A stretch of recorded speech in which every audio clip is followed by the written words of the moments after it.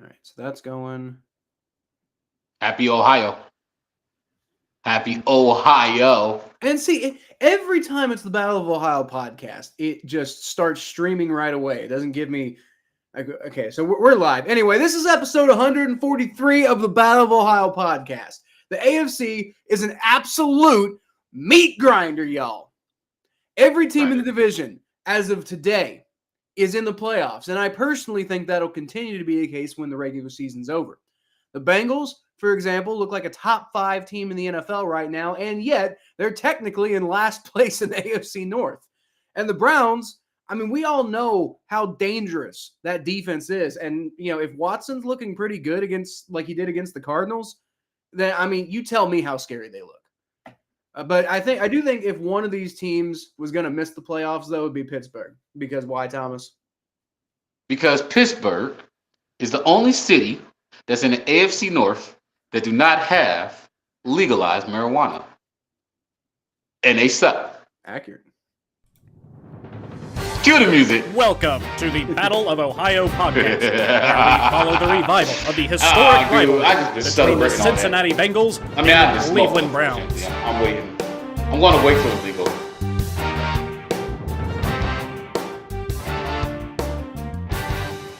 I'm taking my break till it's legal. It is a bit of a shame that we can't hear the intro anymore. I promise you it played. But it is a bit of a shame that we can't hear that anymore. So, you know. That's an awesome intro. Mikey's in the chat, and Mikey's asking, can we make the playoffs too? And, I mean, right now you would, Mikey. You know, the Saints are leading the NFC South. That it don't mean much, but you're leading. For real? Why did the Saints get in first place? Well, because the Falcons lost. Dude, I watched that Tampa Bay game. Man, I felt so bad for Baker because he played so good. Yeah, no, dude, Baker did everything he could. But at the same time, he was going up against, like, C.J. Stroud, who right now looks like a freaking monster. Like, yeah, I mean, he did. I mean, Baker did his thing, man. He just didn't. Yeah. Baker's good, but I think we can definitely all agree that Baker isn't like, you know, Baker's not the kind of guy who's going to outduel too many people. Yeah, but Baker ain't the problem, man. Baker ain't the reason why they're losing. Like, he ain't the reason why they're losing over there, man. He put them in a position to win that game. I mean, I think Baker Mayfield's a top 10 quarterback in the NFC, but that's not really saying much since there's 15 quarterback in the NFC. Well, I mean, that's fair enough. That means he's like what, a top 20 quarterback in the NFL? I think he's no. Honestly, I might put him in. I was thinking about this the other day. I was like, would I put how many quarterbacks will I put in front of Baker Mayfield? Like, how many quarterbacks would I rather have quarterback in my team instead of Baker Mayfield? Would I pick 10? Can I pick 10 quarterbacks in the NFL that are currently playing right now? Yes. That I would want quarterback my team over Baker Mayfield? I could. What? Okay, Joe Burrow. Watson. Probably Lamar. Why did you have to think about it? Of course, Lamar. Like, I mean, at Baker Mayfield's top level potential, sure, but like, I mean, who he is right now isn't close to Lamar. Okay, Lamar. Cousins is hurt, so he can't quarterback my team. Herbert, yeah. I said Joe Burrow already, right? I think you're forgetting one very obvious person. Tom Brady's retired, homie. Oh, Patrick Mahomes. God. Okay. You know what's weird about Tua is that Tua wasn't good until he got all those weapons. No, Tua was fine. He was fine, but then he gets all those weapons. I would argue Tua was already a top 10 quarterback before Tyreek. Now he's like top 6. Okay. Okay, I guess Tua. Okay. Shit. Herbert. I said Herbert already. You did? Yeah. Oh, I don't remember you saying Herbert, but I thought I said Herbert. Damn it, I'm losing count. Herbert. Lawrence. Yeah, Herbert. Yes. What? Who? Lawrence. Yeah. Yeah, he's awesome. Well, Josh CJ Stroud. Dobbs? No, I wouldn't. No. Okay. CJ Stroud CJ now. Stroud, Jalen Hurts. Okay, that's 9. Dak? Maybe. I'm not gonna say maybe. I would take Dak over Baker. If I had Baker Mayfield and somebody was like, "Hey, trade me," you could have Dak Prescott, but you got to give us Baker Mayfield in your best receiver. Would you make that? I mean, if you want Dak Prescott, you got to give me Baker Mayfield your best receiver. Would you make that trade? My best receiver? Okay, actually, hypothetically, let's say the Bengals had Baker Mayfield instead of Joe Burrow, and the Cowboys came up to you and said, "We'll give you Dak Prescott but you got to give up Baker Mayfield." I won't even say Jamar Chase. I would say T. Higgins. Would you make that trade? No. Well, there you go. We got to be out of so they're even. No, that doesn't make them even. That means T. Higgins is a bigger asset to the Bengals than Dak Prescott would be. God damn. What a roast. Like, I wouldn't trade T. Higgins for Dak Prescott, like, straight up. I mean, I love T. Higgins. I love T. Higgins. I mean, don't get me wrong. If I was the Vikings, I might consider trading like Adam Thielen for Dak Prescott straight up. Or maybe if Justin Jefferson comes back, then I mean maybe this is a really hard to say, but I mean maybe you might consider like Jordan Addison for Dak Prescott straight up, and even then you'd probably want a little extra compensation. But I mean the thing about Baker Mayfield is like Baker Mayfield, I don't think he's as good as Dak Prescott, but he's good enough that if you got T. Higgins on your team, then I don't think you give him up for Dak Prescott. Like, it's not that much of an upgrade. Would you? Okay. But it's still an upgrade, though. All right, here go good one. Because like now we're kind of scraping the barrel here. Here go good one. Would you take Brock Purdy or Baker Mayfield?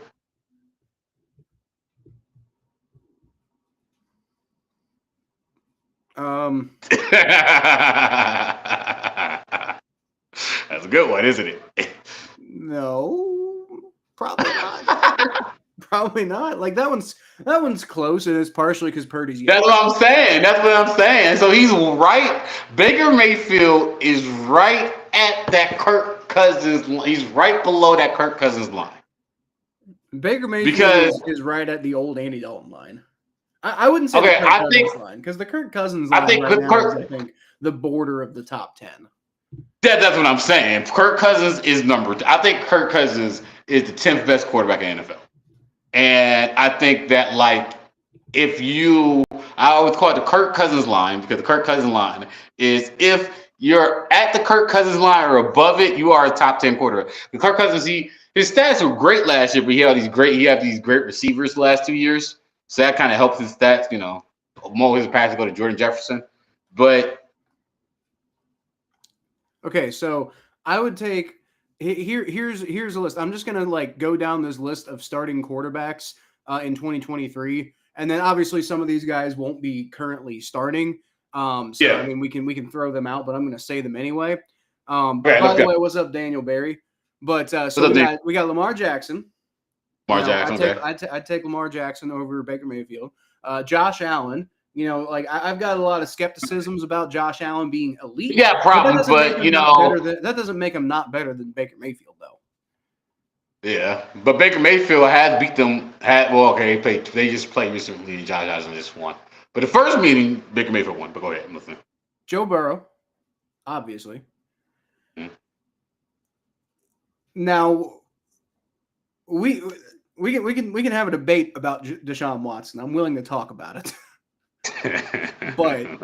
But I still feel like the Browns would have been better off sticking with Baker Mayfield. Like, and that's not I'm not necessarily saying that Deshaun Watson is like, or Baker Mayfield's a better quarterback than Deshaun Watson. That's not necessarily what I'm saying, but I'm saying for all y'all gave up, and then like basically like had to completely insert all that drama and all that bullshit into it. Like, I think it would have just been better if y'all had stuck with Baker Mayfield. Book's still out on that one, but all right, continue. Well, I mean, this is my current opinion, but yeah, so Deshaun Watson, we can have a debate. I'd say pound for pound, like if we're just looking at talent, Deshaun Watson's probably better. Russell Wilson, I'd take Russell Wilson. CJ. I would not actually. I would not personally. I would actually rather have Baker Mayfield as my quarterback than Russell Wilson. Personally, I wouldn't. But continue. Yes, I would. After the last 2 years, I mean, he hasn't been the problem, at least this year. Yeah, he was a big part of the problem last year, but he hasn't been the problem this year, and they've been doing better. I think you talk about baggage. Yeah. Okay. So all right. So I give you that's 5. Okay. So Anthony Richardson is currently injured, so he doesn't count. I would have taken Anthony Richardson though. I said Trevor Lawrence. I said Patrick Mahomes. I'd take Baker over Jimmy Garoppolo though. Yeah. Yeah, I would. Justin Herbert, we said him. Tua, I'd take Tua. I'd take Baker over Mac Jones. Yeah. I'd take Aaron Rodgers, but he's not playing. I'd take Baker over Zach Wilson, I suppose. I'd take Baker over Kenny Pickett. Will Levis. I'd take Will Levis over Baker Mayfield.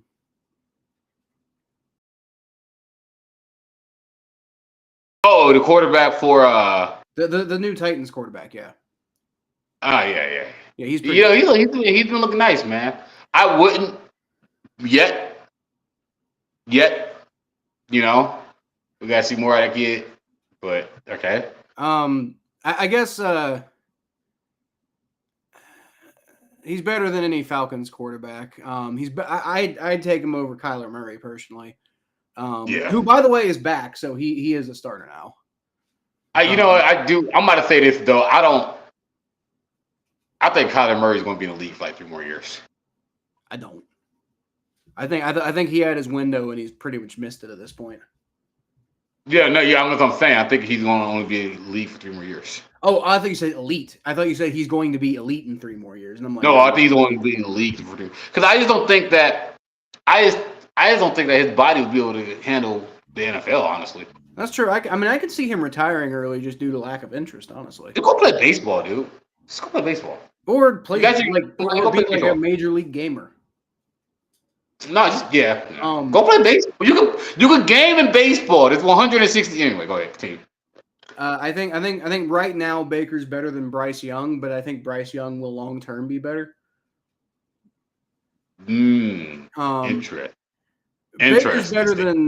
Baker's better than Tyson Bagent, who's the current starter in Chicago, but I think Justin Fields is better than Baker. You think Justin Fields is better than Baker Mayfield? Yeah. Interesting. I do. Interesting. I think Justin Fields is underrated, to be honest with you. Jared Goff is better than Baker. At least he is now. He wasn't when Baker was on the Browns, obviously. Jared Goff's come up a lot. Jared Goff is. Yeah, you know what though, dude. By the way, you got to give Jared Goff credit because he could have just faded out into the sun, he really did come out hot and keep his spot with the Lions. That's very impressive. Okay, so I'll give you that one. So we're at like 13. I honestly kind of lost count. But we're like 13. It's like 13, maybe 14. So Baker Mayfield is a quarterback. Baker's better than Jordan Love. He's better than Brett Rippon, but I think Matthew Stafford's better than him. So, obviously Matt Stafford's injured right now, but I'm about to say, I would say this. I'd rather have Baker Mayfield as my quarterback than Matt Stafford right now. I think the round minimum is big on that one. Because I think I disagree. I'd rather have Matthew Stafford right now. Again, well, I mean, Baker Mayfield from I'd be happy to have Baker Mayfield from like 4 years ago, but Baker Mayfield in 2023, I'd rather have Matt Stafford. I'd rather have Matt Stafford from 4 years ago. Well, I mean, of course, I mean that's not an option though.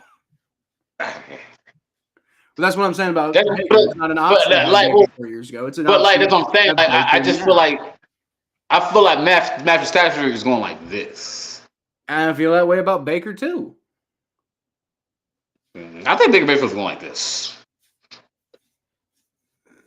He didn't play bad last week. Okay, no. Baker did this. Baker, like this is Baker's career. Okay, he started here, and then he kind of, he did this, and then he went down, and then he kind of came back up, and then he like went all the way down. After he left the Browns with the Panthers, he just completely collapsed. And then he came back up a little bit with the Rams, and then he came back down. And now he's kind of coming back up again. But again, we're like really kind of stuck in the middle here still. Like isn't that crazy with him? He's the most controversial post. You know what's going to happen with Baker Mayfield this season? Is Tampa Bay's going to get rid of him, and he's going to get picked up by another team. I see Steelers pick him up. I can see this. I can see Pittsburgh getting him, and I can see him doing very. If he does good anywhere, in fact, Baker Mayfield. Like if I was Baker Mayfield, and there was any team that I would want to try and play for, it'll be Pittsburgh. I think Baker Mayfield would do really good in Pittsburgh. I think Baker Mayfield would do really good in Pittsburgh. I hope you're wrong. Okay, so Kirk Cousins is better, but their current starter Josh Dobbs. I think Baker's better than Josh Dobbs. Derek Carr is better than Baker Mayfield. Derek Carr, I believe, is an extremely underrated quarterback. Derek Carr sucks. No, he doesn't. Derek Carr's good. He's been having a good last couple games too. Yeah, I think he's pretty good, dude. He was almost MVP in 2016. Yeah, but you know what I mean? Like, I know that was a long time ago, but still. Like he's got all the potential. I almost had sex with the hottest girl in school. Okay, but Baker's never even gotten close. He is dating a model. So the New York Giants quarterback situation is just a disaster. Their current starter is Tommy DeVito. Because Daniel Jones is injured, and Daniel Jones is also awful. So yeah, I think the Giants would be happy to have Baker Mayfield. Geno Smith. What about Geno Smith?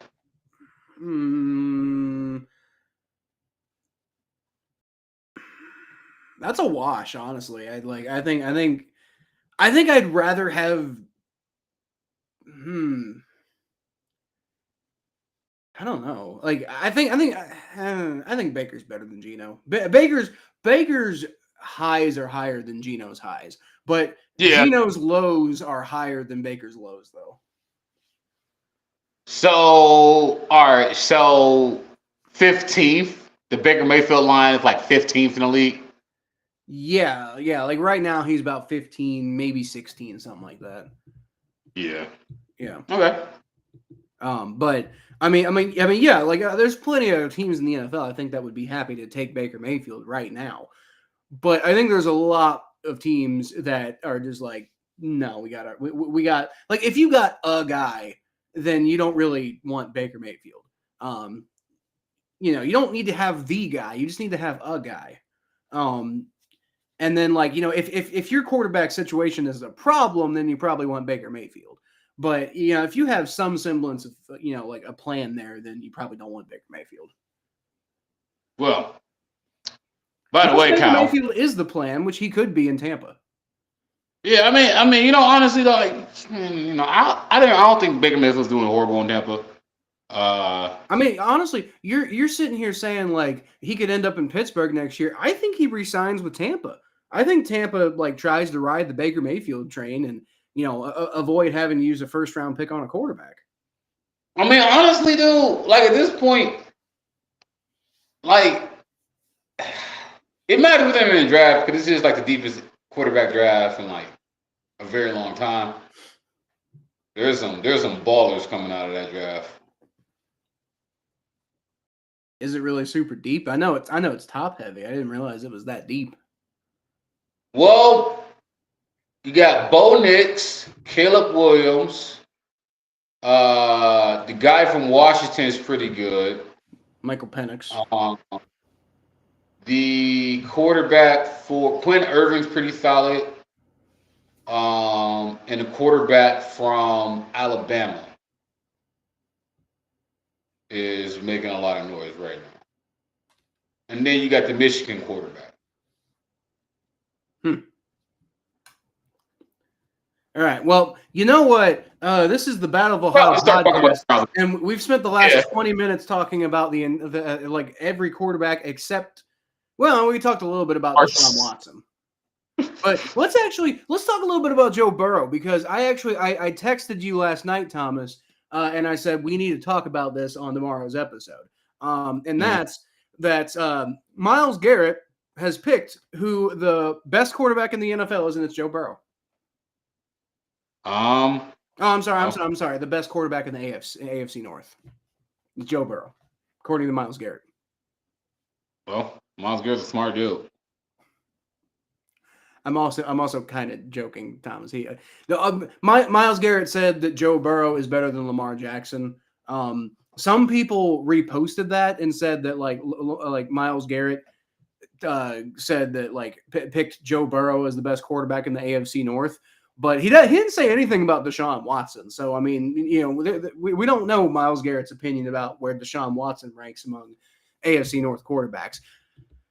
However, I think everybody would agree that, even if Deshaun Watson's playing better lately, I think even you could probably agree, Thomas, even if Deshaun Watson's playing better lately, he's not like he's still the third best quarterback in the division.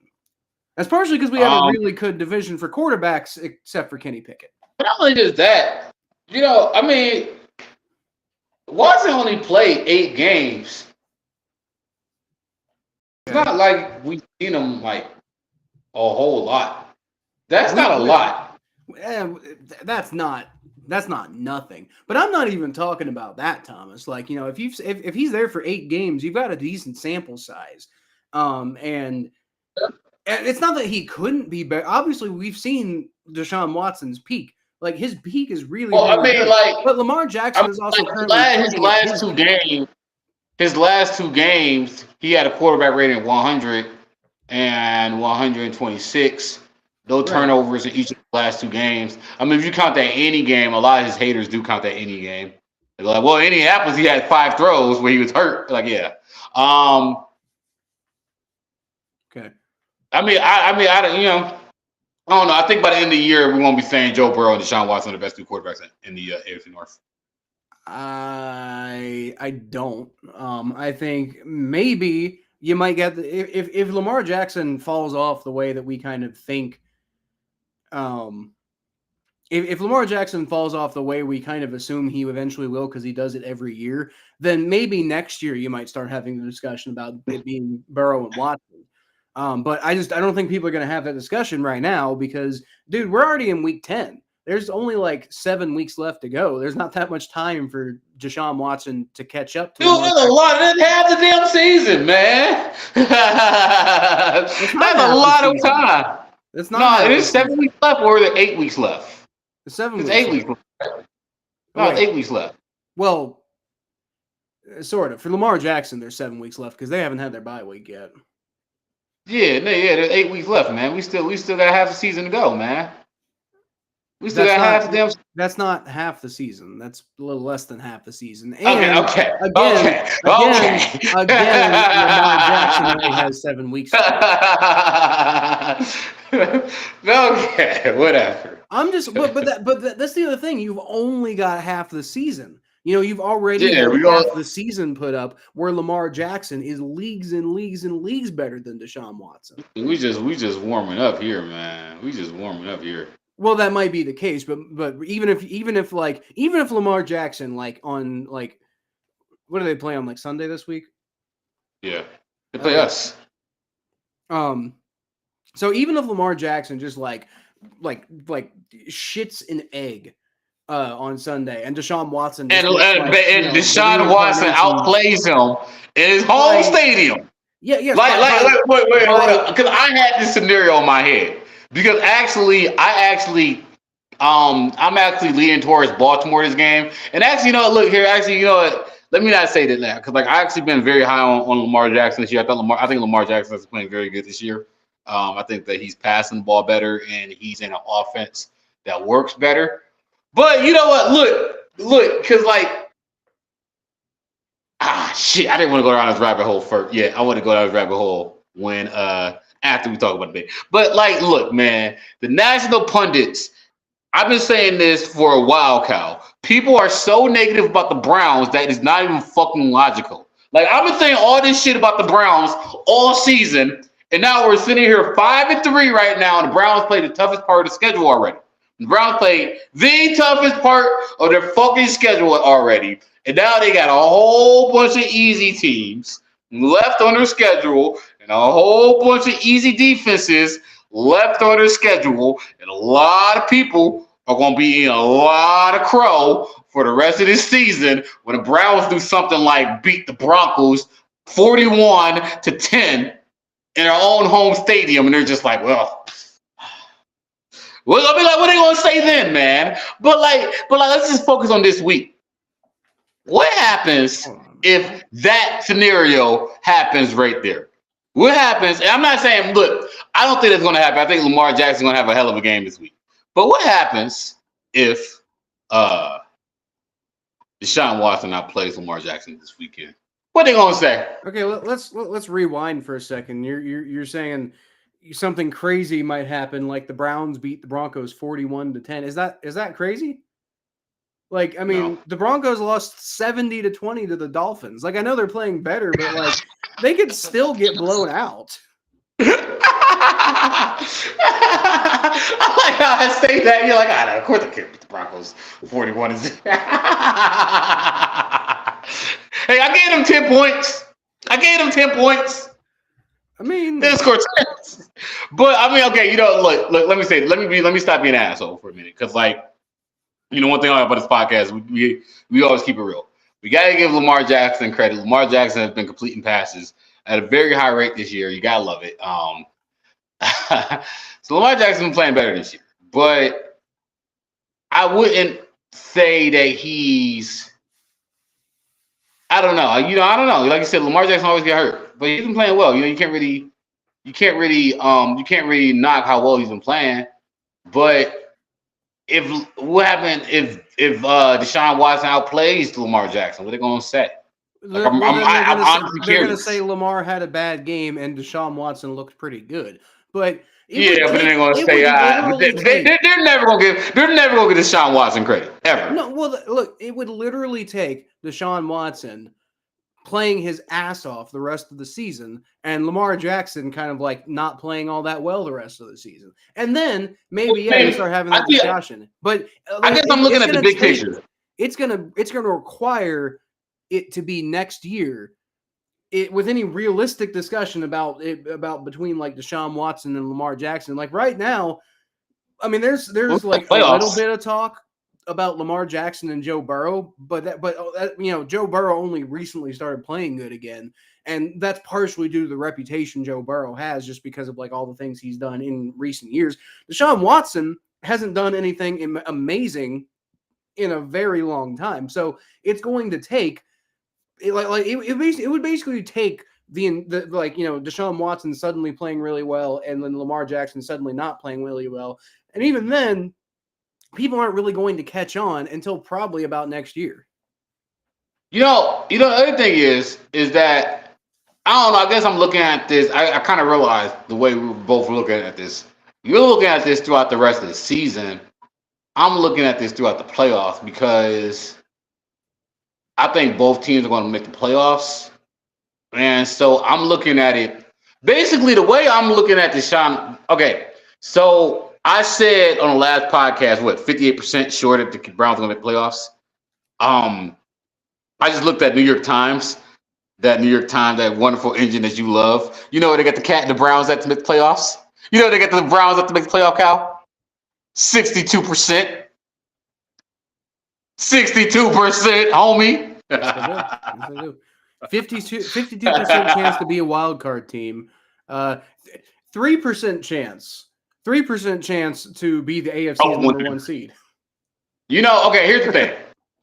If the Browns beat the Ravens this weekend, I'm not saying they will because I'm actually leaning towards Baltimore. So don't kill me. If the Browns beat the Ravens this weekend, though, this is my bold prediction.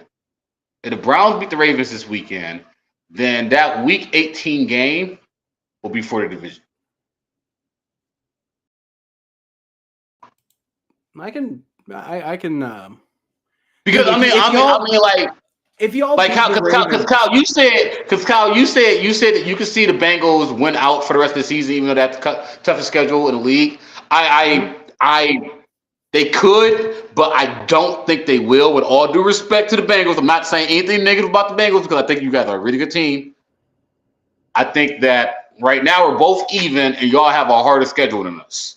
We have a way easier schedule than you guys do, and this is the NFL. And I'm not saying that we're gonna go undefeated for the rest of the season, but I don't think you guys will either. I think you guys might trip up on a team or two. But I think that if the Browns beat the Ravens, I think that Week 17, that Week 18 game is going to be for the division. We did it last year. We did it last year with a worse roster. Yeah, but it's really hard to do that twice.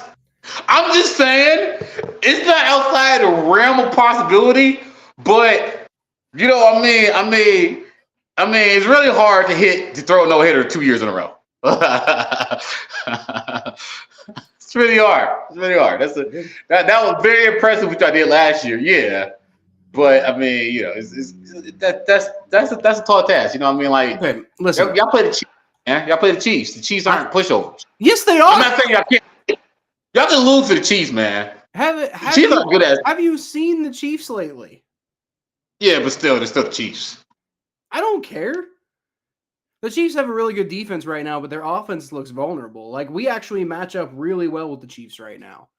Like, yeah, but you know what I mean? Like this. The only thing that scares me about the Chiefs right now is Chris Jones. And the Bengals' offensive line is playing really well. Y'all gonna lose to the Chiefs. Who's home that game? You guys are the Chiefs. The Chiefs. Yeah, y'all can lose that game.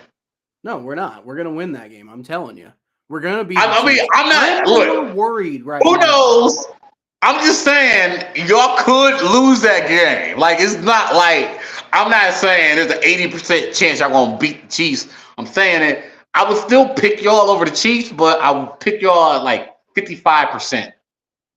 55% still a majority. Yeah, but it's not like I can see y'all losing. Yeah, I could see us losing too. I'm not saying we're definitely gonna win. I'm saying. Well, that's what I'm saying. But like, I am more confident that the Bengals are going to beat the Chiefs right now than I am that they're going to beat the Texans. All I'm saying, Kyle, is if I was a betting man, which I am, I would not bet on the Bengals going undefeated for the rest of the season. Simply because I just think that there's some games that the Bengals could fall here and there. Okay, listen. But I still think that the Bengals could win this division. That's not, I'm not like I'm not trashing y'all. I'm just saying that's a very tall task in today's NFL. Okay, listen. Texans. When? Might be the toughest game we got remaining. You think Texas is the toughest game you got remaining? Maybe. The Browns might be up there. But what about y'all play the Ravens and the Steelers and the Jaguars. Dude, we almost beat the Ravens when Joe Burrow had one leg. Yeah. And y'all play the Vikings. Y'all play the Steelers twice, dude. Y'all still gotta play the Steelers twice, man. The Steelers are tough. I know. No, they're not. They're scrubs, but they're tough. Their defense is tough, but Joe Burrow can handle them. I'm not worried about this. Yeah, but y'all gotta play Pittsburgh at the Texans. I'm worried about the Texans game, but I think it's gonna be a win. I mean, we'll analyze it here in a little bit. We'll give it a little bit more analysis when we do our predictions, but right now, just quick thought process. I think that one's gonna be a win. Yeah, y'all gonna be the Texans. And then And y'all go to Baltimore on Thursday night. Yeah, I know. We play in Baltimore on Thursday night, and I think that favors the Bengals because of the way because the style of game the Ravens play is a very exhaustive one. Mm-hmm. So I think the Bengals beat the Texans. I think they beat the Ravens. Okay, I give you that. Seth doesn't think so, but fuck you and fuck the Eagles.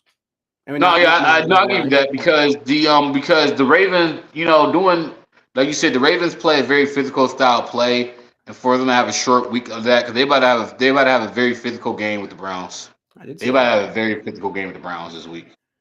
So yeah, I'll give you that. So that's what I'm saying. I think the Ravens are going to go into that game.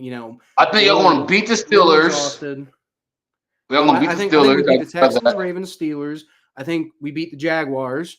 They're going to be close, but yes. Colts, Vikings. We'll beat both of those teams. At least, God, I hope we beat both of those teams. Okay. And then Steelers. We're going to beat the Steelers. We're going to sweep the Steelers. We're going to beat the Chiefs. And then the only game that I'm concerned about, obviously any of these games we could lose, but the only game I'm really genuinely concerned about is Week 18 against the Browns. That December 23rd game is going to be tough. Damn, how come y'all get Saturday games? I'm pissed. They didn't give us no Saturday games this year. They gave us Saturday games. I do. Why? You know how fun those things are, dude? You know how fun it is to go to a football game at 5 o'clock and get out at 8 and go party all night, homie? Do you know how fun that shit is?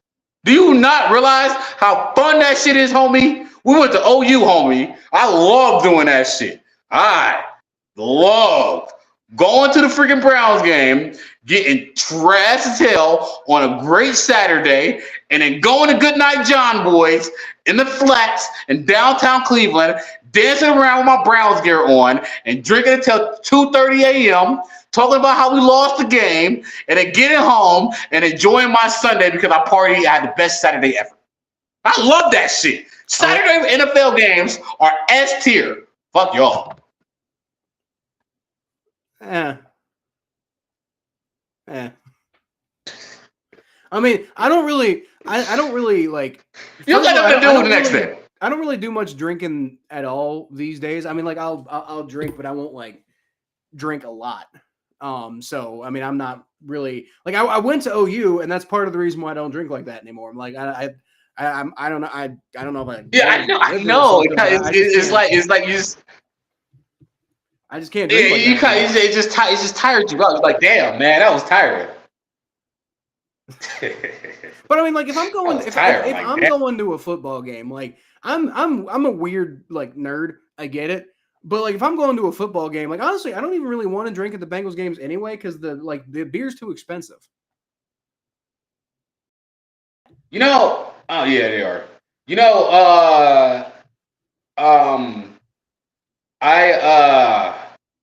I forgot what I was going to say. Oh, I remember. You guys, Bengals fans. I gotta give it to Bengals fans. Why are we clapping? I gotta give it to y'all. What y'all did with that striped jungle shit, that was pretty fucking cool. Yeah, that was pretty cool, wasn't it? Yeah. I thought that was cool. And then what y'all did with the whiteout, that was pretty cool. I gotta give it. Because like I wish more NFL teams would do that more, honestly. I really do. I gotta give it to y'all. I gotta give it to y'all. Because we get off so much shit. There were Tennessee fans, like Tennessee Volunteers fans that were like trolling us after that. They're like, "Wow, I can't believe that like a football team could pull that off." And they're like, "Well, look at this." And I'm like, "Yeah, but dude, college fans, it's not fair to compare NFL fans to college fans. College fans are insane." Yeah, it's a whole different. I hate it when college and NFL are so different. Yeah, I mean, like, but personally, for like as far as like football, like the actual like watching the sport goes, the NFL is far superior to college. But as far as the experience of going to a game, college is on another level. Is it? It is, yeah. Is it though? Even dude, teams can lose like 62-7. And it's still fun. Nah. Look. I went to shit. I went to a Michigan game. Michigan was ranked 6, and they were playing BYU, who was ranked 20th at the time. It's like, a top 25 matchup. Stadium sold out.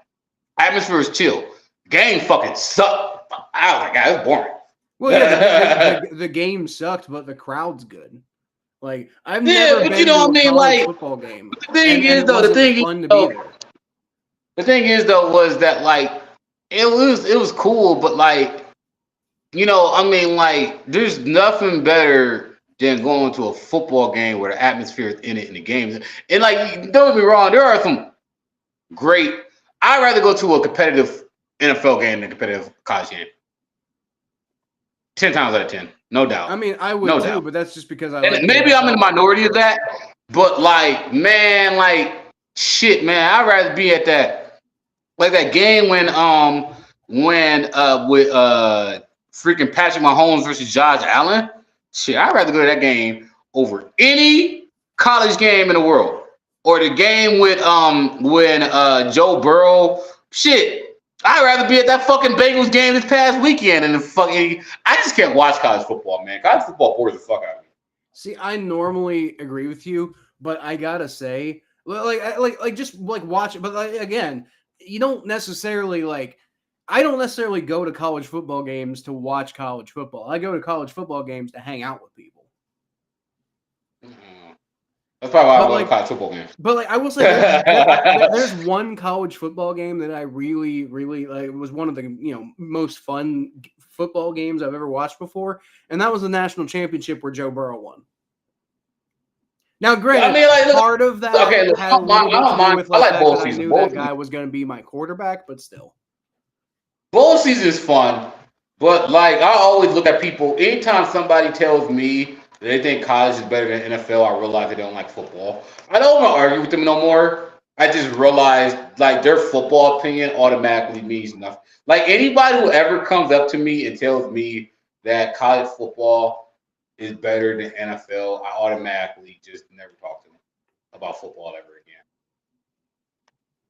Well, no, because I agree with you. I don't really watch college. Because all right, so why would you think that college football is better than the NFL? Because people have this entrained thought that it's once they get that money, they don't care about playing football no more.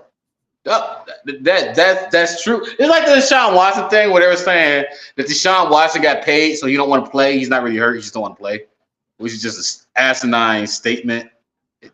It was just insane that people believe that, and a lot of people believe that he just didn't want to play. And national media said that shit. I'm talking to you, Brady Quinn, bitch ass. How the fuck Brady Quinn will call Deshaun Watson a what do you call him, a trust fund quarterback? He called Deshaun Watson. This motherfucker's name is Deshaun.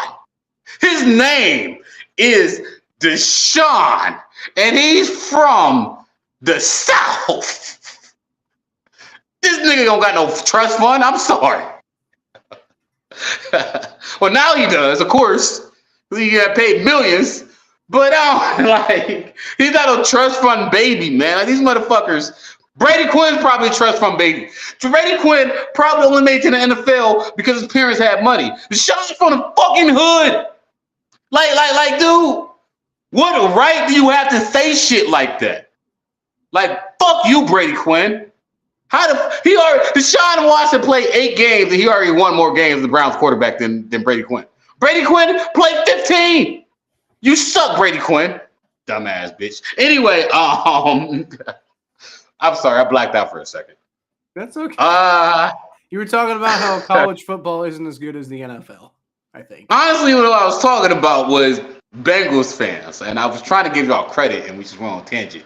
Bengals fans, I give y'all hands, Bengals fans. Peace out, Bengals fans. I actually like y'all. Y'all cool. Y'all cool. Yeah. I mean, I just don't like Ravens fans. Ravens fans are the worst. I'm talking to you, Dante.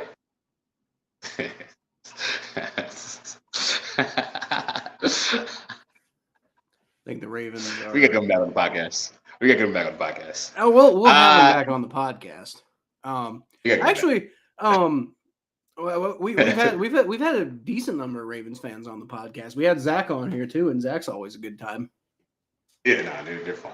By the way, the Stretch Jungle thing was pretty cool. I hope the Bengals keep doing that. I hope other NFL teams follow that. They probably will, but we got to give credit to do. The Bengals did it first. Yeah, that's gonna be that atmosphere. That's gonna be a hard atmosphere to play in. So I see renovate. I think I can see y'all renovating that stadium too soon. Well, maybe. I mean, like both our stadiums need renovations or something, because like both of them are mild. Well.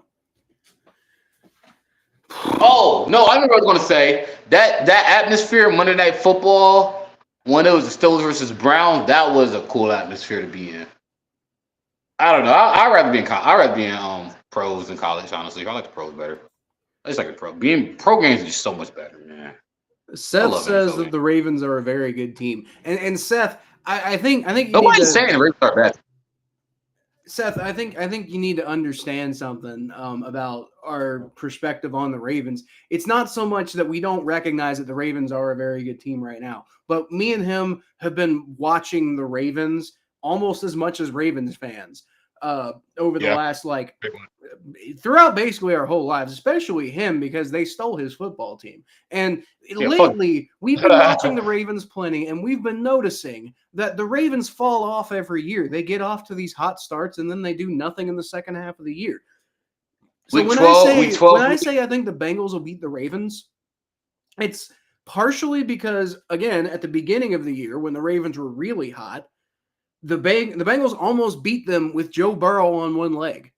Like honestly, like one or two plays go differently in that game, and the Bengals come away with a win in that game. And the Bengals are actually first place in the AFC North right now, which is kind of nuts to think about. But the Ravens do this every year. It hasn't started yet, but it's probably going to start at some point relatively soon. That the Ravens are going to fall off because they do it every year. Ooh, dude, I'm looking at the Ravens schedule, dude. I realized with the Ravens had the easiest schedule so far in the AFC North. It's not maybe so far, yeah. But I actually looked this up. As far as remaining strength of schedule goes, the Bengals and Ravens both have the two toughest remaining schedules in the NFL. Well, I think the Ravens got a harder schedule than you guys do because the Ravens got to play the Browns, the Bengals, the Chargers. The Rams are a wash. We're going to beat the Rams. The Jaguars, the 49ers, the Dolphins, and the Steelers, who already beat them. I was going to say the Rams are not a wash. No, I mean, they're going to beat the they're going to beat the Rams. But I can see them losing every single one of those games besides the Browns, and they're not going to lose every single one of those games. But they're going to lose the Bengals or the Browns, if not both. They're going to lose to the Chargers. Maybe not.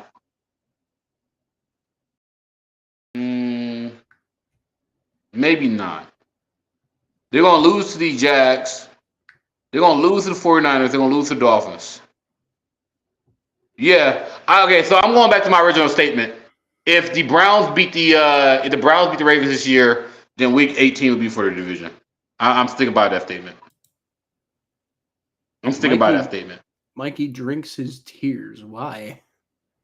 Y'all are on a 2-game winning streak. What are you crying about?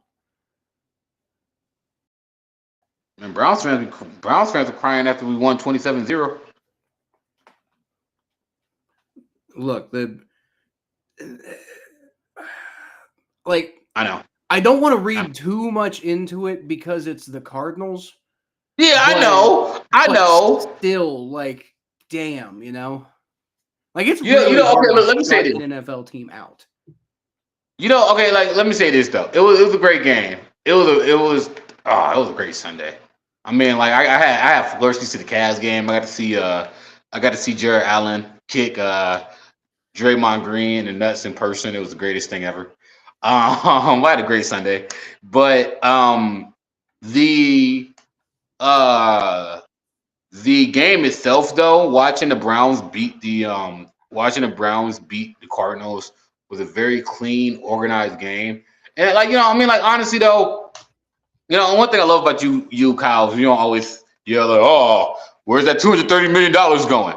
Honestly though, the last two games that Deshaun Watson played, he had a quarterback rating of 100 and a quarterback rating of 126. He passed for 2 touchdowns each of the last 2 games. He passed for 280 yards against the Titans and 200 yards against the Cardinals. He had a better second half than he did the first half. And I might add that he had that performance after missing 3 weeks with an arm injury, an injury that required him not to throw. So he had a very nice, solid game.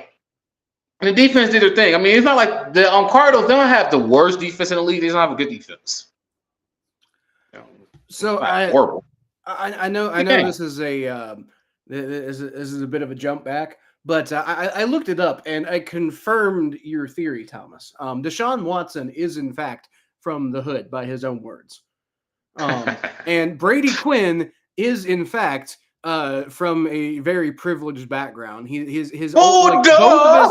Both of his 2 older sisters before he got to the NFL were already married to NFL or to professional athletes.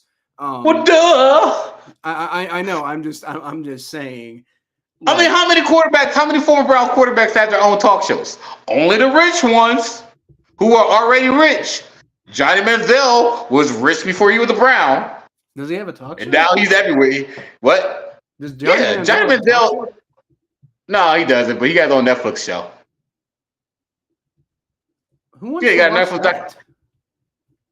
Everybody in Cleveland watched it. It was like watching your ex-girlfriend. Watching your train wreck of an ex-girlfriend? Yeah, man. Like complain. They were so hard on me. I was just somebody from oil money who came to Cleveland, and they didn't like me because I came from oil money.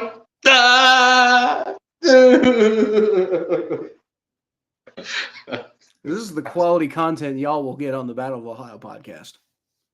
Yeah, I'm sober today. And then Brady Quinn, he played quarterback for Notre Dame. He wasn't even that good at Notre Dame. Brady Quinn probably paid for his own promotions to get to the NFL. That man could have thrown past 20 yards.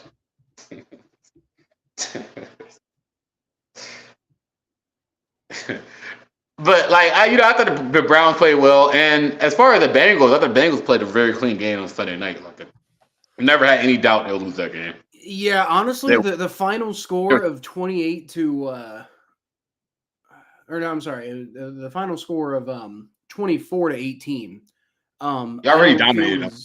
Yeah, I don't feel that the final score was really indicative of how the Bengals really kind of owned that game and controlled that game. And it just goes to show you that, I know Bengals fans have talked about how we own the Chiefs because we won 3 games in a row against them, and there's trash talk back and forth, but we really do own the Bills. And Josh, and it's not even, I think, all that impressive because I don't think the Bills are that great. I don't think Josh Allen is an elite quarterback. I think he's a very talented quarterback who has a lot of really high highs, but I don't think he's that great of a quarterback. I really don't. I think he's too inconsistent. Yeah, he's a turnover machine, Joe. I was arguing with a Bills fan after the game, and he was like, if you think that the Bills are losing because of Josh Allen, then you're insane. I'm like, bro, did you watch that game against the Bengals? Josh Allen was the reason y'all lost that game. The Bills might be the reason why we get 4 teams in the playoffs in the AFC North. Honestly, I mean, right now they are. And that and the Jets. that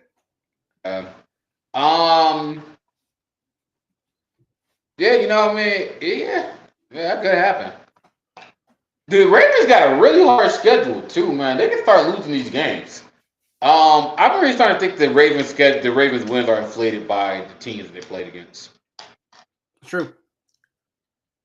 Now don't forget they did beat the shit out of the Lions, though. I'm trying to think. Oh yeah, they did. That was impressive. The Ravens are a good team, though. I'm not hating on the Ravens. Let me think. Anything else I want to say about last week? Jamar Chase did not get my touchdown. I'm pretty pissed about that because he also got hurt. He also got hurt. Yeah, he was close though. Did he drop a ball in the end zone or something like that? Cause I remember being mad about him not catching that touchdown. So I remember. Maybe I honestly can't remember. There was one. I don't think he dropped the ball in the end zone, but he did drop a ball. It was like a big 40-yard pass from Joe Burrow, and he did drop that. But he also got injured on that play, so I don't even really think about that one. But he hurt his back how bad on that play. Like a bad injury, or is it like a couple week injury? From what I'm understanding, it sounds like it sounds like the thought process is that he might be ready to play this week. So it's not a hugely problematic injury. It's just kind of when exactly is it gonna heal? Might miss this week or two, but however, T. Higgins got injured in practice, picked up a hamstring injury. Yeah, I mean we got injuries too. Jedrick Wills got hurt, and it's not season ending though, so he'll be fine. But he's gonna be on the IR. And we had a cornerback that got hurt, but there should be. I mean, it's not going. Injuries happen in the NFL. Yeah. Yeah. No, I don't got anything else to say. Yep. Well, I think we can probably go ahead and move on to predictions anyway. Yeah, I don't got anything else to say. I don't. I mean, let me say this though. I think that this is why I like you because I think your opinion. I honestly think that your original opinion on what Deshaun Watson would be is probably the most accurate description so far. You said that you think it's going to take him at least a year of playing before he gets to somewhat to where he'd be. And you say you think that he'd be really good, but you don't think that he'd be top 5. You think he'd be a solid top 10 quarterback. Mm-hmm. And I think that that's what we're probably projecting at right now based off his last 2 games. So I thought that you had the most respectable, reasonable opinion about Deshaun Watson. Yeah, and I not and I fucks with you because that's why I fucks with you because these Deshaun Watson takes are horrible. I'm like, what the fuck, man? Do y'all not hear what the hell y'all saying? Well, hold on a minute though. You got to think about who. Okay, so who are you hearing these takes from? Because it matters who you're getting. Because that's very true. You know why that's very true. A good take on Deshaun Watson because I go out of my way to try to be objective and analytical about. This. Well, yeah. I am a fan, but I put my fandom to the side to be genuine. Yeah, national pundits are national pundits for a reason. They're national pundits because they make these quote unquote big opinions. And they get views. So they make these big opinions on TV for shock value. So people can talk about, hey, you heard what Stephen A. Smith said, or you heard what Steve Eisner said, or you heard what this guy said. They go in here, they say this shit, and they say oh yeah, he's never gonna all right. So I was listening to the radio today, and this guy was like, man, I think Deshaun Watson might be one of the worst quarterbacks in the NFL. He's I know he threw for 200 yards in his last game and 2 touchdowns, and he had a beautiful 60-yard bomb to Amari Cooper. But honestly, though, what quarterback in the NFL can't throw a beautiful 60-yard bomb to Amari Cooper?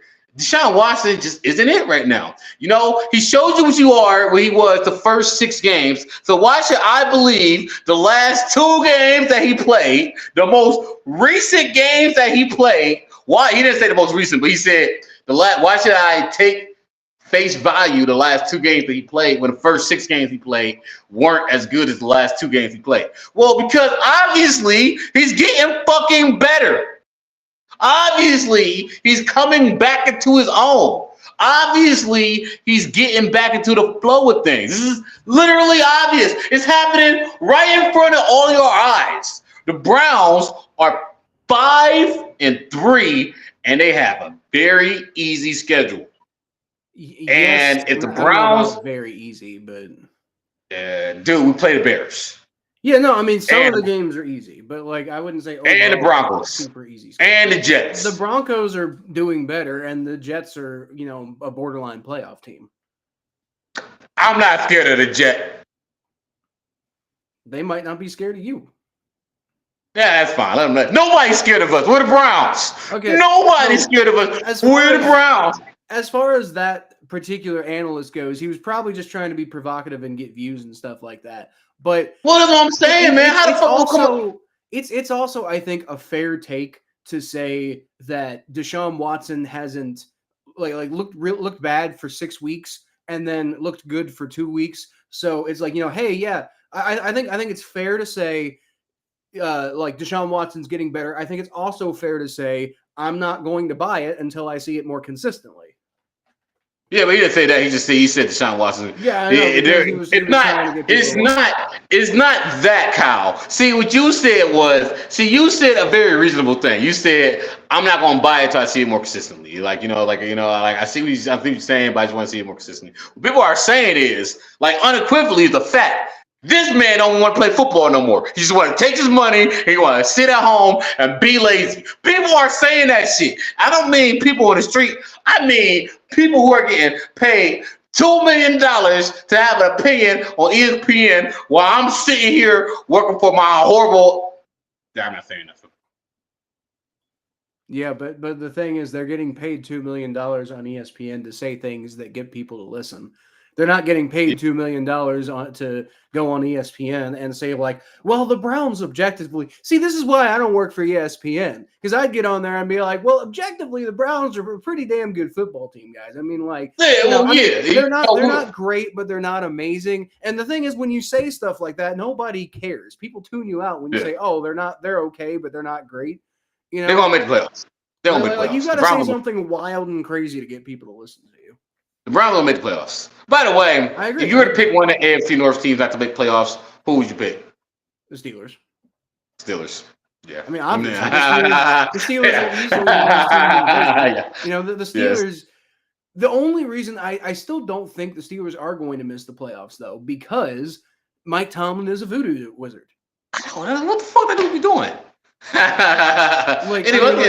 The Bengals aren't going to miss the playoffs because the Bengals are a top 5 team in the NFL right now. The Ravens aren't going to miss the playoffs because they're also a top 5 team in the NFL right now. The Browns aren't going to miss the playoffs because the Browns are the top 10 team in the NFL right now.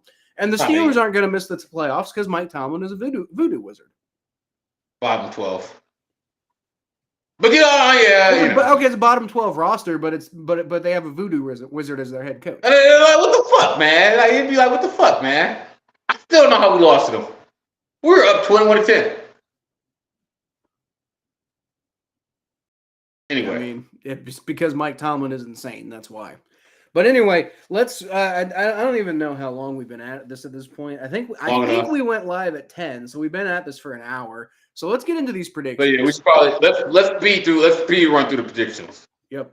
So Mikey, Daniel, and Seth, if y'all are still here, just tell us who you think's going to win each game, and I'll put you up on the screen and give me your analysis and everything like that. If anybody's watching and hasn't commented yet, then feel free to comment and put who you think's going to win each game up on the screen. Don't forget that we have a Pick'em League, and let me go ahead and pull that up, and you can join at any point. I got it up right now. You can pull it up on your smartphone or your backup phone because I got 2 phones. 2 phones. Currently, T-Star is making a comeback. Is at 39-20. Well, I don't know if you're going to make a full comeback because Joe's got 90 wins so far. How the fuck? Let me see the leaderboard real quick. Joe's just I think been more consistent with actually picking than most people though. Joe's got the thing is Joe's got 90 wins and he's way ahead of me as far as wins go, but he's only I'm only 7 losses behind him. 6 actually, I think. So I think he's just picked a lot more games than I have. But he's also picked a lot of them right. So all right. Also, so I'm not in last place, but I'm not in. I'm fifth. I'm in fifth place. Well, there you go.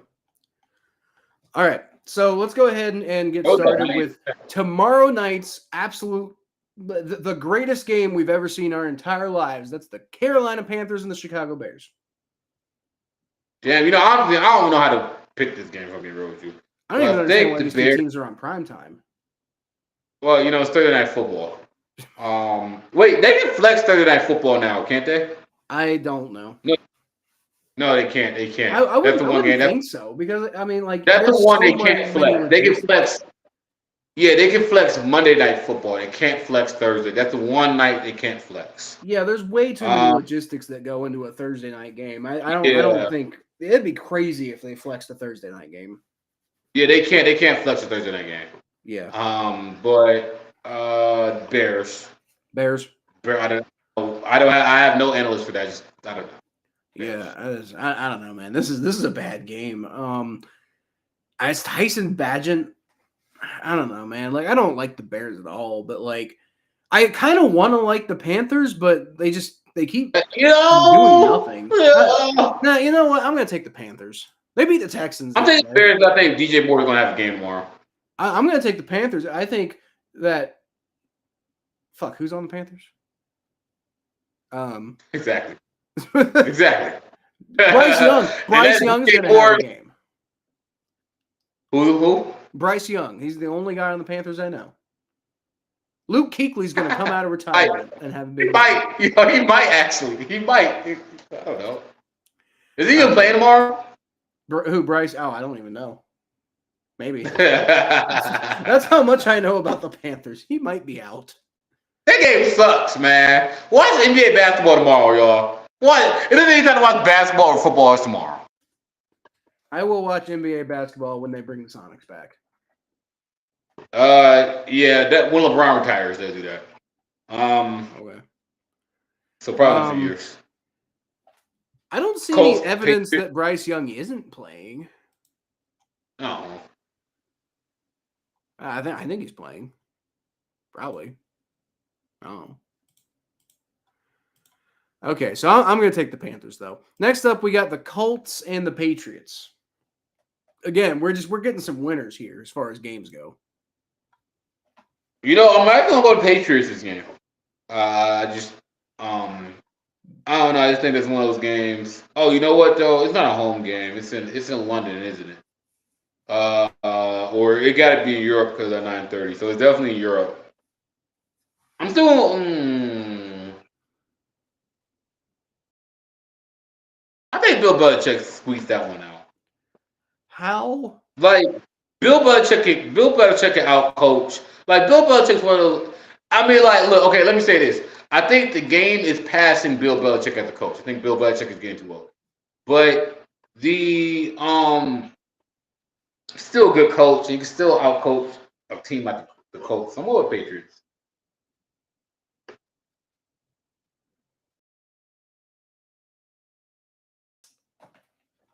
So interesting. Oh, Iron Maiden. Okay, yeah. I don't know what that has to do with the Steelers, but that's neither here nor there. Okay, Colts. How the fuck are the Colts 4-5, Thomas? I mean, Gardner Minshew really isn't that bad. He's not that good. And they did beat the Ravens. They did beat the Ravens. That's part of it. I mean, like I would like if Anthony Richardson was still the quarterback, I'd believe 4-5. But right now, like, how are the Colts 4-5? Well, like, I could be wrong, but I think I currently have the Colts in my bottom 5 teams in my power rankings right now. Which, if they're 4-5, I might need to revisit that. But I'm gonna go with the Colts here. I guess I don't know. Like the Patriots are really bad, man. Like I don't care. Like Bill Belichick has not been doing a good job of coaching. He might be checked out, honestly. Like I don't know if he. Yeah, I think anymore. But I think he might squeak this one out. Okay. It's the American thing to do. The American thing to do is the Patriot beat the Colt ass. That's the American thing to do. I mean, that's one way to put it, I suppose. America. All right. So then moving on, we got the Saints and the Vikings in a rematch of a game that Mikey won't stop talking about, which was the NFC Championship from a few years ago. Scott Thomas. Let's see. You know, I'm hearing that there's a good chance that George Jefferson might be back. George Jefferson? Whoever his name is. Justin Jefferson. What's his name? John Jefferson? Justin Jefferson. Who's the receiver for the Vikings? Justin Jefferson. Justin Jefferson, that motherfucker. Okay. I do have the Colts in the bottom 5. Oops. Probably shouldn't have done that. You know, I'm gonna leave it to my boy, man. I'm gonna go with the Vikings, and I'm gonna go with Josh Jacobs and the Vikings.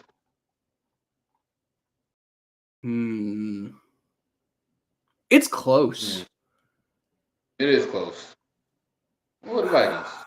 I don't know. Like, see, I don't really like the Vikings, but they have been winning. And Josh Dobbs has been doing has been helping. Yeah, all them offensive threats.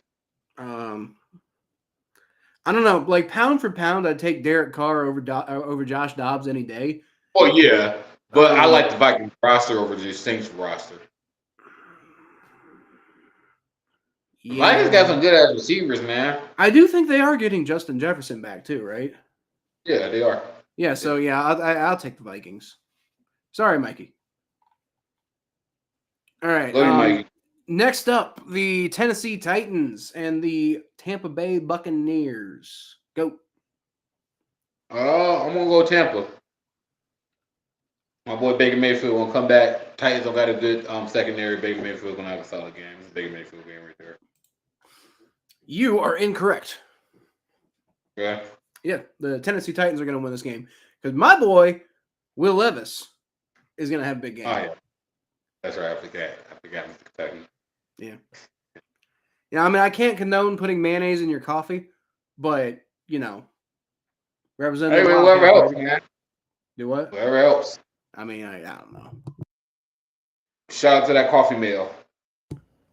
Blech. I hate mayonnaise in general. Like, that's my least favorite food. Fucking gross. Jags Niners. That's an interesting one. You know what's crazy? The Niners are like unbeatable, and then they just been beaten. Yeah, they don't look like they've had a lot of injuries, and Brock Purdy just kind of came down to earth. Yeah, they started playing good teams. Yeah.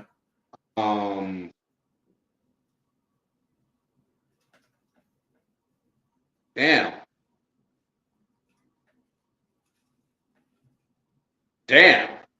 I want Jags. And you know, I hate saying that because like did the 49ers start off 5-0? Yeah. So like they about to lose 4 in a row. But I honestly don't see them win this weekend. I think there's gonna be a lot of questions about Brock Purdy if they made a mistake with that trade. What trade? Trey Lance? Yeah. Well, Trey Lance wasn't gonna start regardless. Yeah, but they traded Trey Lance away because he never established himself in San Francisco at all. Yeah, that's true. I mean, Brock Purdy's not looking. Brock Purdy doesn't look very good, but he doesn't look that much worse than Trey Lance did. Like you might as well go with the guy. If they go they started off 5-0, homie. If they lose this weekend, they're gonna be 5-4. Yeah, but they also started 5-0 with Brock Purdy, though. That's very true. You know, like you're only as good as the opponents that you beat. Well, I think they're going to beat the Jaguars this week. Because like I could be wrong, but hold on, I thought I heard they're getting Debo back. I think they are. Because if they're getting Debo back, I think that really helps. And their biggest problem right now, the 49ers' biggest problem, I think, is like not having Trent Williams. But if they get Deebo Samuel back, I think that'll be huge. They'll have Deebo and Christian McCaffrey, and like George Kittle, and we'll be back to Brock Purdy at the very least having a full arsenal of weapons. And that's why Brock Purdy was looking good at first, was because he had all these weapons to throw to, right? He had an incredible offense around him, which is why he was looking good. And so the thing is, you can go back to that. You can go back to Brock Purdy having a ton of offensive weapons around him. Now, they still won't have Trent Williams, which will be tough, but I think things are lining up for the 49ers to have a bit of a bounce back game against the Jaguars. We'll see. I wouldn't be shocked to see the Jaguars win this game. Like, the Jaguars are, Yeah, I mean, I wouldn't either. The Jaguars are pretty good. They're also 6-2, so they're actually better.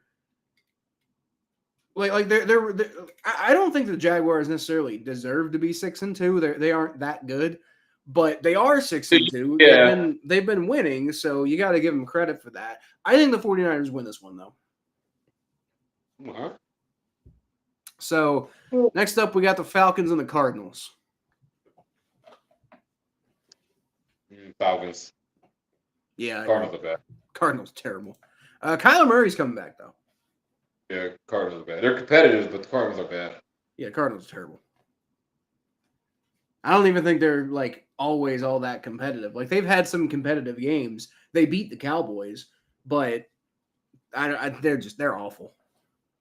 Yeah. And like, I don't think Kyler's gonna help. Like, it'll be a little bit better with him than Clayton Tune for sure. But like, I don't think it's gonna be that much better because Kyler Murray is extremely overrated. No, I won't go with the Falcons on that one.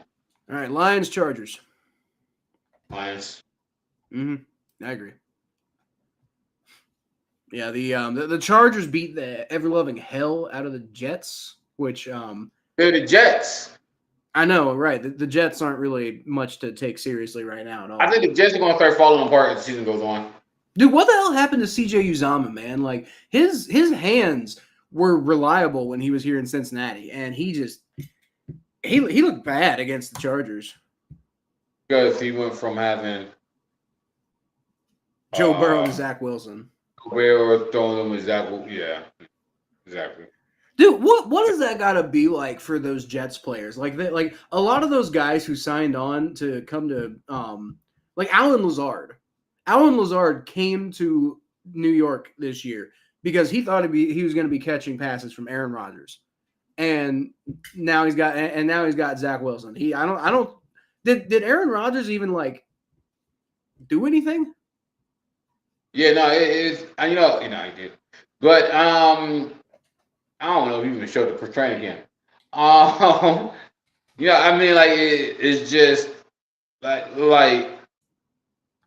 I don't know how to react to the Jets. All I know is like I said earlier, they might have the players might have been like, you know what, let's try to rally around this kid.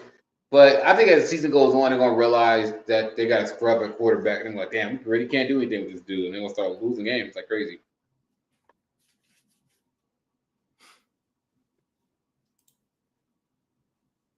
They're gonna definitely start losing. So games. who are you taking? Oh, not the Jets. The Jets aren't playing. It's the Lions and the Oh, I'm Chargers. sorry, not the. I'm sorry. I'm sorry. Dude, I just completely lost. Lions and Chargers. Lions. I already made the pick. My phone died. I had it up and everything. Lions. Lions. No. So to answer the question, by the way, no, Aaron Rodgers did not do anything. So they were like 5 plays in when he got hurt.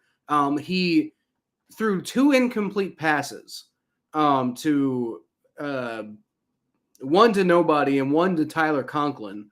But again, both of them were incomplete. And then he got sacked on his third pass attempt for 10 yards, and that was the one he got hurt on.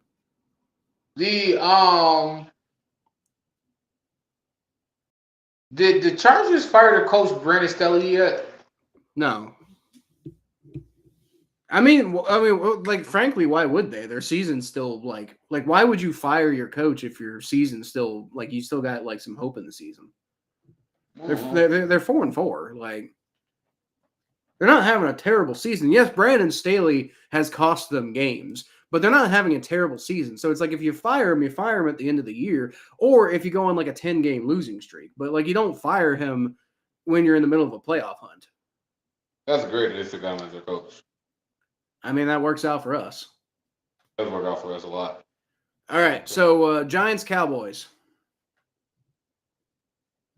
Cowboys. Yeah, easy. The Giants, like honestly, I was saying the Cardinals are the worst team in the NFL. The Giants might be. The Giants are in a bad way right now, really bad way. No, Giants suck. Yeah, Giants suck. There's not really much analysis here at all. Also, Dak Prescott always has big games against the Giants.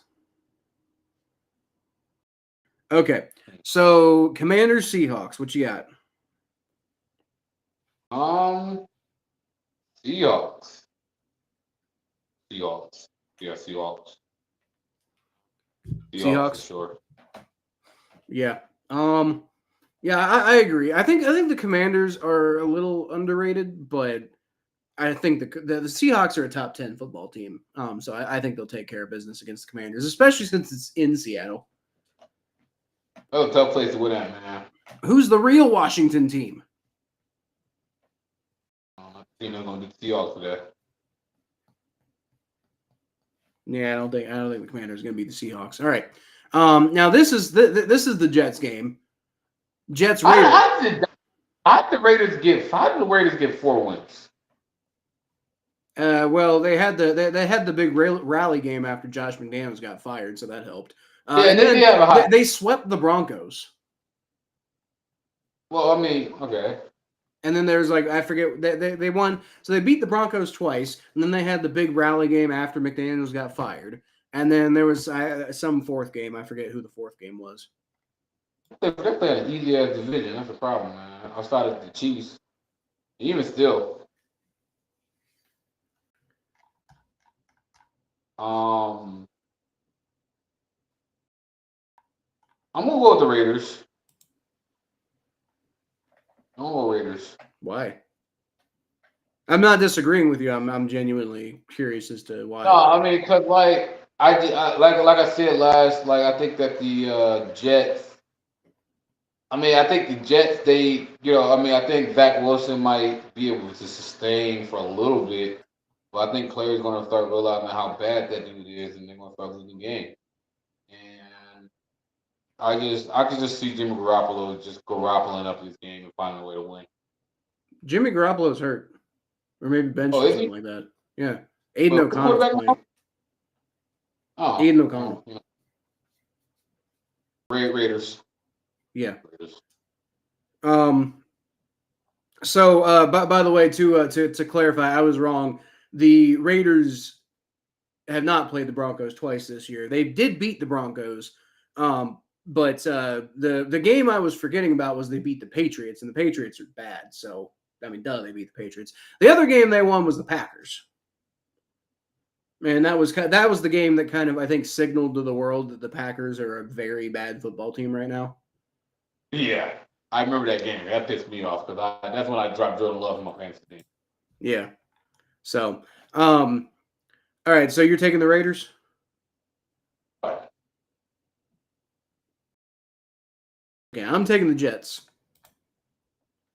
Jets. I'm taking the Jets because, I think the Jets have a pretty solid roster. And, yeah, they got smacked by the Chargers, but they're still a pretty solid football team. And the Raiders are bad. The only reason, the Raiders beat the hell out of the Giants in the last game, but I think that had a lot to do with, them rallying around their new coach and being happy that Josh McDaniels was gone. But they're not going to have that boost this week. So I think the Jets are going to take care of business. All right. And then last non-AFC North game, we got the Denver Broncos traveling to Buffalo to play the Bills. Two teams on very different trajectories right now. Give me the Bills. Okay. Anytime touchdown, Diggs for anytime touchdown. Throw that in there. Well, I mean, I agree. I'll take Diggs for anytime touchdown every single game. Like when I was doing the Bengals Bills live stream, somebody came in my chat and asked me if I think Stephon Diggs is an underrated wide receiver, and I said, or no, they asked if he was overrated, and I said absolutely the fuck not. Stephon Diggs is one of the best wide receivers in the NFL. He might be underrated. He's probably not because most people consider him a top whatever wide receiver. But he's closer to underrated than overrated for sure. Honestly, he really is. Because you should begin to respect. I mean, he just be bitching out Josh Allen all the time. It should be funny. Yeah, he kind of does it to himself, to be fair. But as far as talent goes, Stephon Diggs is incredible. But I'm gonna take the Broncos.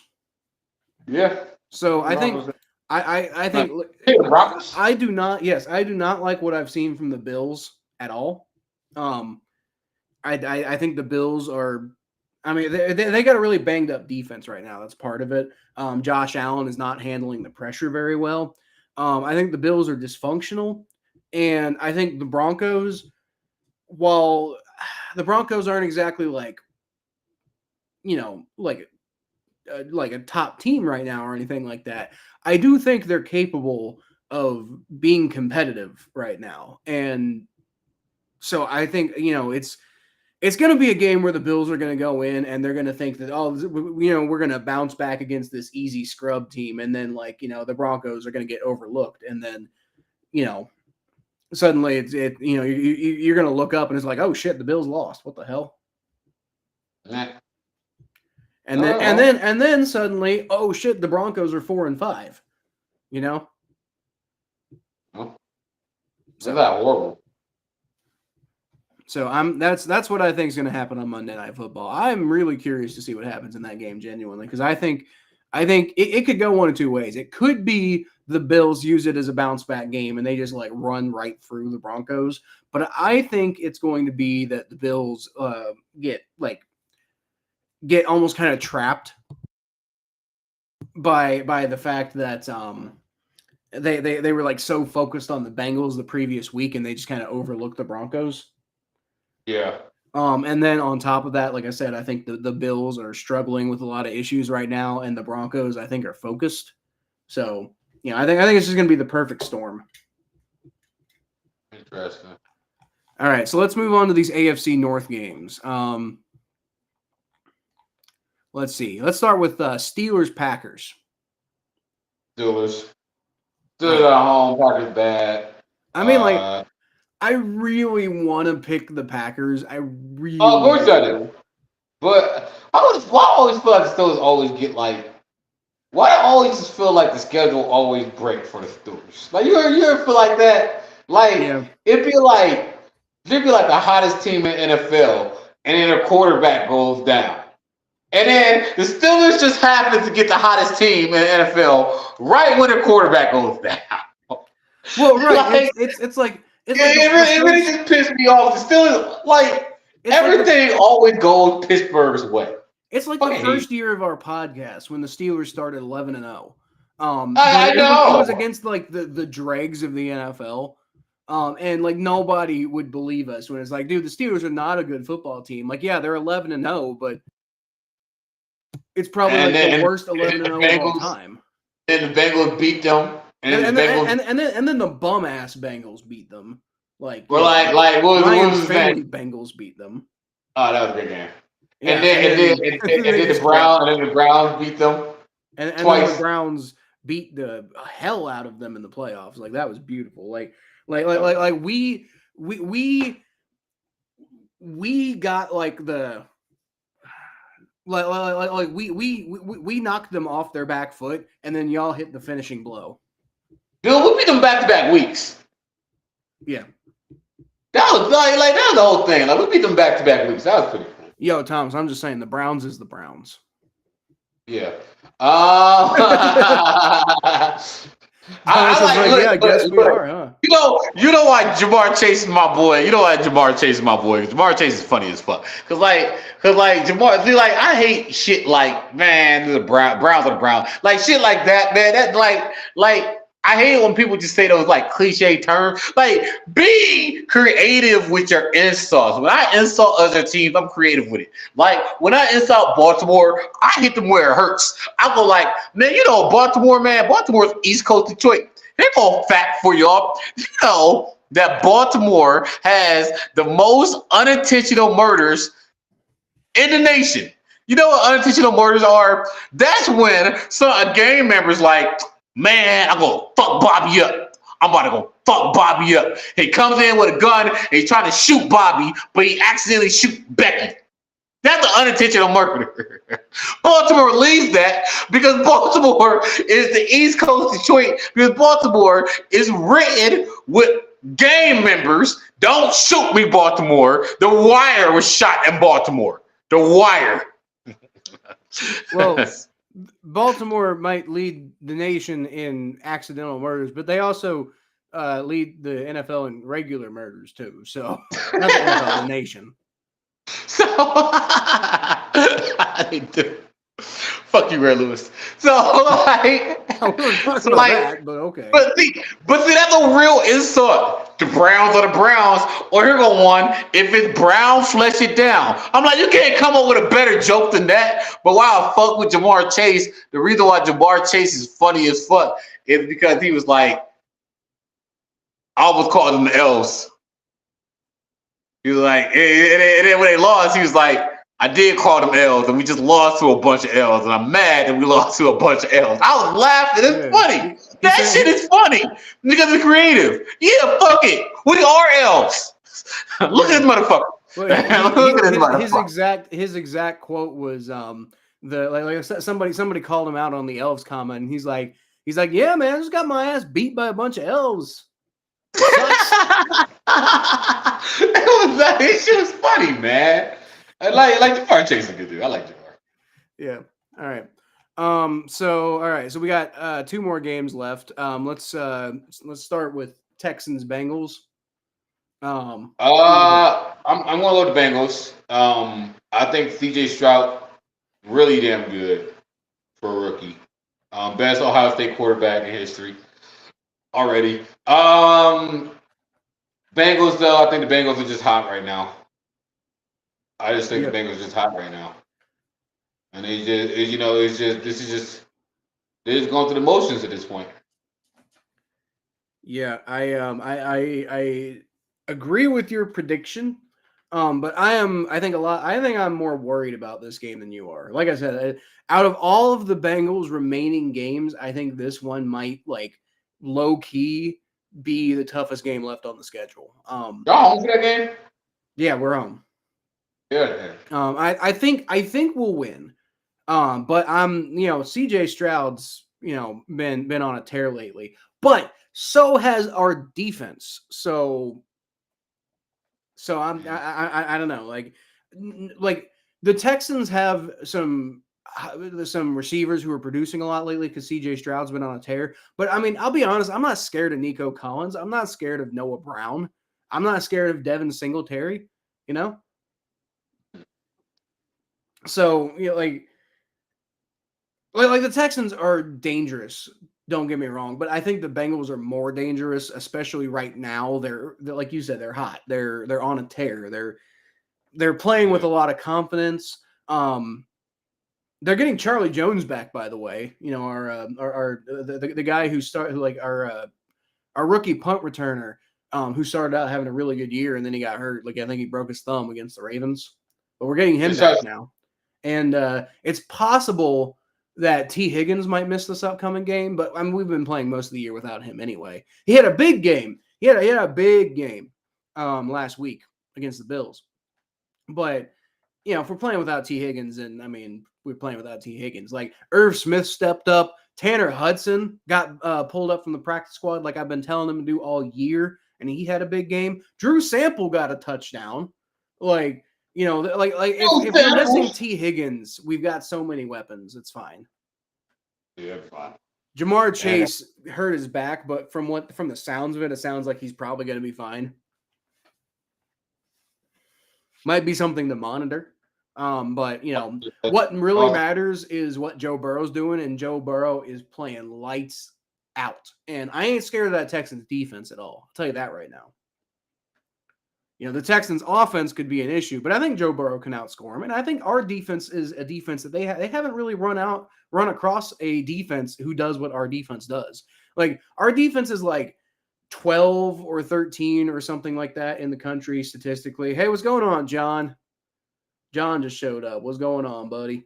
But like our defense is like 12 or 13, like statistically or something like that. Not incredible, but if you're that's because you're looking at the whole picture. And part of it is, like Lou Anarumo's strategy at the end of the games is if the Bengals are in decisive control of the game, then he'll let you get whatever you want. Like just he's going to make you run the clock, but you can have all the yards you want. You can go get a touchdown if you want, as long as the Bengals have firm control and run that clock. Lou Anarumo is pretty much like, I'll let you do whatever you want. I don't really care about stats. So the Bengals stats could probably, defensive stats probably could be a lot better if they were focused on stuff like that, but they're not. What they do, however, is they get these really timely turnovers. They are clutch. Like your team needs a touchdown, and the Bengals defense might not be able to like completely stop you, but they will bully your quarterback.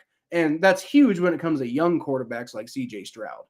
And I mean, like, they'll usually hold opposing teams to a field goal. Sometimes they'll let touchdowns go, but they don't allow a lot of touchdowns. They allow a lot of field goals. And so it's just like, I don't think the Bengals are the type of monster that CJ Stroud's really seen yet in the NFL. And so it's just really going to be about Joe Burrow. Can he outscore the Texans when I don't think the Texans are going to have a huge offensive day? And I think he can. So, especially with the way he's playing lately. Yeah, I mean, he's Joe Burrow. Yeah, exactly. He's Joe Burrow. Like, and he's not just Joe Burrow, but he's Joe Burrow. Like right now, he is legitimate. Like he's all the way back from that calf injury. He regrew his entire life. I love hearing Cincinnati fans jerk off Joe Burrow. Oh, Joe Burrow! Joe Burrow! Joe Burrow! Look, man, okay, hear me out. I'm from Cleveland. We had LeBron for 13 years. We had LeBron for 13 years. We did Cleveland with LeBron. Joe Burrow! Joe Burrow!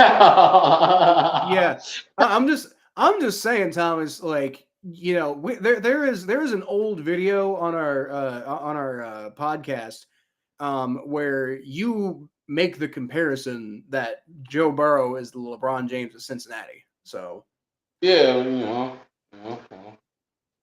I like being right. Thank you. And it's definitely true. It's definitely true. Thank you.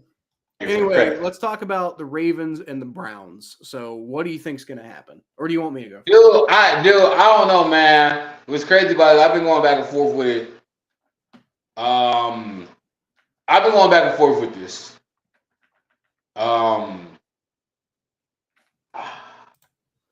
So, all right. So I've been saving this for predictions. Mm-hmm. What I realized the Browns were doing against the Cardinals was they were basically, especially at the end of that game, because like they're trying to get, they're basically trying to ramp up Watson. But what the Browns were trying to do was they were trying to see what works and what doesn't work. So it's kind of testing stuff out. So what we learned is the Browns' screen game is really good offensively. Like their screen game is really good. Like I really like their screen game. And that deep ball connection between Amari Cooper and Watson looked really nice. In fact, that combination with Amari Cooper and Watson is really good right now. But the defense is going to keep us in the game. But I don't know, man. Lamar looks good this year, man. It's going to be tough. I don't know. You go first. I really don't know about this one. Yeah, I'm pretty confident in my pick in this one. I think the Browns are going to win. I mean, hey, man. I think the Browns overall have looked like they've only got one more loss than the Ravens, so it's not like it's not like there's this huge gap between these two teams right now. I think the Browns' wins have been a little more impressive than the Ravens' wins, and the Ravens have had like the Lions win was a huge one, but I mean like the Ravens like. Their reputation's just kind of been coasting off of that Lions win for a while, and yeah, they beat. Yeah, I mean the Browns went 2-2 but the with back Seahawks are up and quarterback. down, man. Like I've been more impressed with what the Browns have been doing with their quarterback situation being what it is, and now if Deshaun Watson is back and he's like going to be playing pretty well, then I mean that's scary. I mean, Kevin Stefanski, I got to give it to him. He's been coaching his ass off. And I'm back on the Kevin Stefanski train. I'm officially back on the train. See, I wouldn't say I was against Kevin Stefanski, but I would just say I got off a train stop. I got off a train stop to a train station. I was like, you know what? I'm not saying that I'm against you. I'm just saying I'm getting off the train. I'm get off the train. I'm going to stop this little station right here.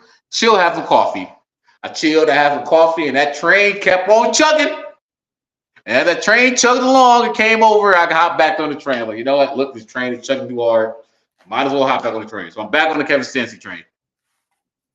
Kyle, I want to take the Browns. I was never off the Kevin Stefanski train myself. I was arguing. I know you were. I was arguing with you and Joe. Yeah. I know you were. I appreciate you. I'm trying to tell you because like the reason I believe in Kevin Stefanski, Thomas, is not because he's the greatest strategist in the NFL or he's the greatest this, that, or the other. The reason why I was terrified when the Browns hired Kevin Stefanski is not because he's like Bill Belichick or Sean McVay or some incredible, whatever. It's because Kevin Stefanski is a hardline head coach with a, with a down to earth, like frank demeanor. And that is what the Browns needed more than anything. They kept on going and targeting these guys. Like they were targeting Mike McCarthy and Josh Daniels. Didn't get either of those guys. These rah-rah football guys. That's what I'm saying, man. Like they had like Freddie Kitchens and Hugh Jackson and these guys who just like what the Browns needed is they needed some damn stability. And Kevin Stefanski is the type of guy who can bring that. So when the Browns decided to hire Kevin Stefanski, I was like, fuck, that's what they need. So yeah, like I mean, until I am definitely proven wrong, I believe that Kevin Stefanski is the right guy to coach the Browns. All right. Nice. All right, but the Browns. All right. So, did you actually make your pick? Yeah, I made all picks. They're all completed. Right. No, I meant for that. I did my homework. Are you picking the Browns? Yeah, I'm picking the Browns. Okay. All right. Well, I think that's going to be it then for this episode. I appreciate all y'all watching, all of y'all who showed up and commented in the chat. Sorry about the responsiveness, by the way. Huh? Yeah, we had a good conversation today. If you're, we had some great cuts. I really like that Baker Mayfield conversation we had at the beginning of the podcast. Yep.